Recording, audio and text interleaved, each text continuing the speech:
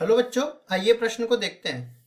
किसी वस्तु की x इकाइयों के उत्पादन में कुल लागत cx रुपयों में इस तरह से प्रदर्शित करी गई है। मतलब cx x का एक फलन है जो कि दे रखा है 0.05 x की घात 3 माइनस में 0.02 x की घात 2 प्लस 30 गुणा में x प्लस 4000। इससे हमें प्रदर्शित की गई है। हमें सीमांत लागत ज्ञात करनी है जब 6 इकाई दी जाती है। मतलब x का मान 6 दे रखा है। तो देखिए यहाँ से हम लोग सवाल पे चलते हैं और सवाल को हल करने से पहले इसकी मुख्य अवधारणा के बारे में चर्चा कर लेते हैं। मुख्य अवधारणा, तो जब भी हमें देखो कुल लागत सी एक्स इस तरह से दे रखी हो, इसको निरूपित कर देते हैं। यहाँ पे है कुल लागत और कुल लागत से हमें जाना हो सीमांत लागत पे, जो कि बराबर होगा डी सी एक्स। इसका हमें अवकलन करना पड़ेगा एक्स के सापेक्ष। इसको बोलते हैं हम लोग सीमांत लागत। और देखो ये सी एक्स जो कुल लागत है, ये एक्स का फलन भी हो सकता है, लेकिन अपने पास सीमांत लागत जो है एक निश्चित राशि होने वाली है। मतलब एक्स का मान कुछ ना कुछ यहाँ पे दिया जाएगा, जो मैं मान लेता हूँ एक्स बराबर ए दिया गया है। तो इस तरह से हम लोगों को अवकलज के अनुप्रयोगों पे जाना पड़ेगा। अवकलज के अनुप्रयोगों पे जाना पड़ेगा। तो देखो इनका उपयोग करते हुए हम लोग सवाल को हल करते हैं। सवाल में हमें सी एक्स का मान एक्स के फलन के रूप में दे रखा है, जो कि लिख लेते हैं हम लोग। सी एक्स बराबर में आ जाएगा 0.05 एक्स की घात 3 माइनस में 0.02 एक्स की घात 2 प्लस 30 गुणा में एक्स प्लस 4000।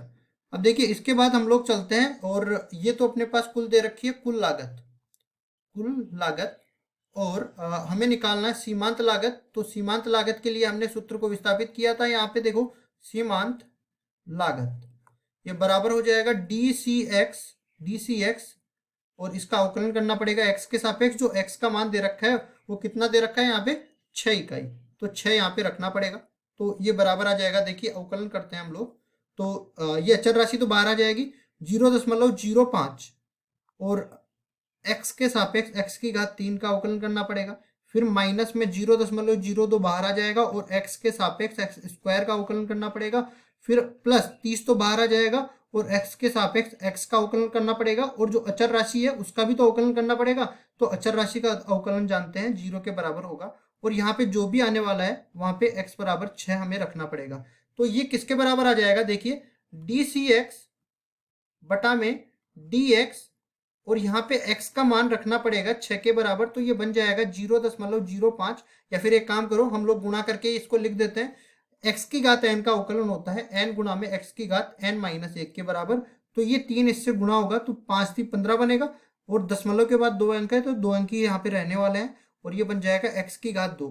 ये बनेगा देखो 2 बाहर आएगा और 2 दूनी 4, दशमलव के बाद 2 अंक ही रहने वाले हैं, और यहाँ पे बन जाएगा x। फिर ये बनेगा x की घात 1 का तो 1 के बराबर हो जाता है, और ये बनेगा 30। x का मान रखेंगे यहाँ पे x बराबर में 6, तो ये देखो कितना बनने वाला है। यहाँ पे लिखते हैं डी सी एक्स बटा में डी एक्स, जहाँ पे x का मान 6 इकाई दे रखा है, और यहाँ पे देखिए 0.15 इसको गुणा करना पड़ेगा। x बराबर 6 रखेंगे तो 6 की घात 2 बन जाएगा। यहाँ पे 6 की घात 2 तो 36 के बराबर हो जाता है। फिर देखिए माइनस में 0.04 गुणा में x रखना पड़ेगा। x का मान 6 दे रखा है तो इसको गुणा करने पड़ेगा 6 से, प्लस इसके आगे क्या है 30 दे रखा है, तो इस 30 को ऐसे की ऐसे रख देंगे। आगे इसको सरल करते हैं तो ये किसके बराबर दे रखा है? देखो 15 6 की 90, 15 थी 45, 45 और 9 54 के बराबर। दशमलव के बाद देखो कितने अंक है? 2 अंक है, तो दशमलव के बाद 2 अंक आ जाएंगे। माइनस में 6 चौका 24, दशमलव के बाद 2 अंक आ जाएंगे, प्लस 30 इस तरह से आ जाएगा।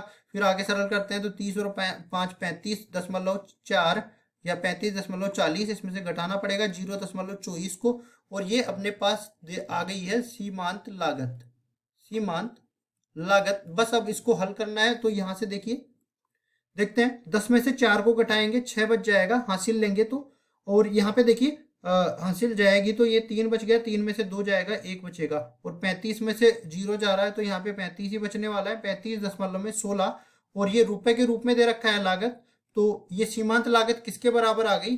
35.16 रुपए के बराबर, और यही हमारा उत्तर हो जाएगा। आशा करता हूँ ये सवाल आपको समझ में आया होगा। धन्यवाद।